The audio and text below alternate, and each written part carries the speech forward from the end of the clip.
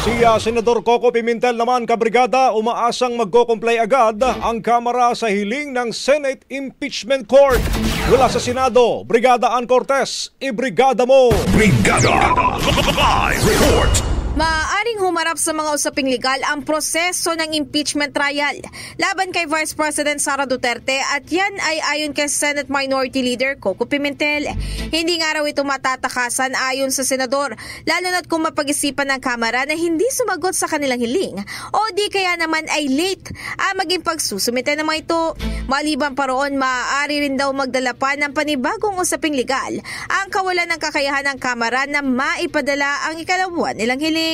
Maaalala, dalawang bagay ang hinihingi ng impeachment court mula sa mababang kapulungan at ito nga ang attestation na sumunod sila sa 1-year bar rule at maging kumpirmasyon na interesado pa rin silang ituloy ito sa 20th Congress. Kaugnay nga nito, umaasa ang senador na magko-comply agad ang Kamara sa kanilang hiling para maiwasan ang anumang usaping legal.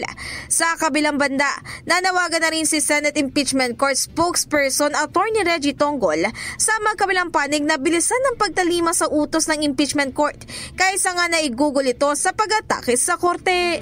In the heart of changing lives, ako si Brigada Ann Cortez ng 105.1 Brigada News FM Manila, The Music News Authority. Brigada Balita Nationwide. Ang bahaging ito ay hatid sa atin ng Standout ES4 Capsule. Simulang tuparin ang pangarap ng iyong anak. And stunting now,